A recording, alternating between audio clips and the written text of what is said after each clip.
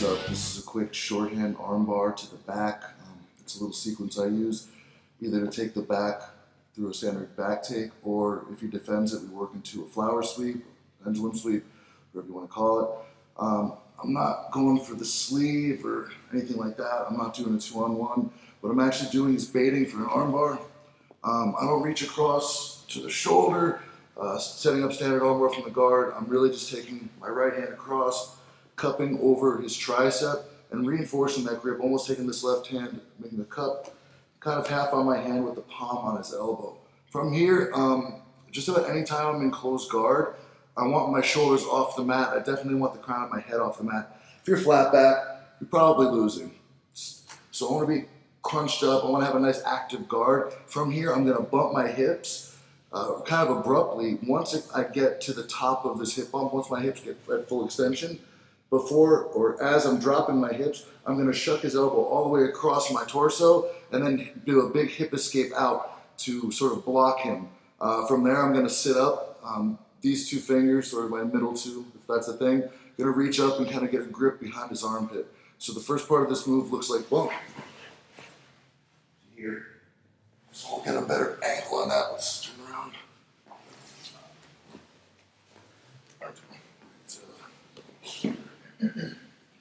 That's what we're going to do. 2-on-1 the elbow, boom, hip out. Establish my guard. From here, my right hand is going to just come all the way around his wrist.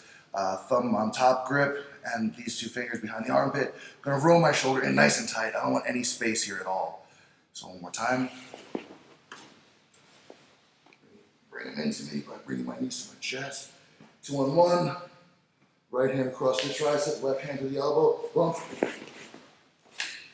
Arm drag. So the first move from here is the back take. This isn't a pull necessarily, as I'm sort of turning like a steering wheel.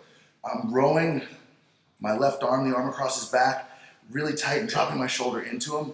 My right hand is going to punch straight as my left foot drops to the mat. I do a big hip escape. So as long as our bodies are nice and close together, there's no space. I have it all rowed out in this left shoulder. He's going to follow me, right? So hip. From here, I'm going to take my left hand before he goes anywhere and establish my first harness grip on his shoulder. My other hand is going to come off, make a fist under his clavicle, under his chin. My hand that's under his, the underhook is going to be on top of the fist I made, and then my left hook is going to come right to the hip. I basically have a belt line hook with my right leg and this nice active foot right here on his hip. So from here we can set up a number of different attacks. Let's do this one more time. Again, the big thing here is space. If I have any space between my chest and his shoulder, this is not going to work. It's going to look like you're trying to drag him and you're not. You want to make sure his hips follow your hips by way of pulling all the slack out with that row, right? So again, boom, hip out. I'm making a wall with my chest right here against his right arm. His right shoulder is right into the top of my left pec, and I'm rolling all the slack out by establishing a hook grip with these two fingers in the back of his armpit, dropping my shoulder in, pulling the slack out, doing like a row. My right hand, doing like a C grip around his wrist. My left foot drops to the mat. I'm gonna do a big hip escape, keeping the tension on his armpit as I hip out. My left hand now is gonna sink under, establish harness, finish. And from here we can do different things. If he tries to peel the top grip off, I'm gonna go right in and finish a cable grip rear naked choke for the tap. And we'll get different angles here.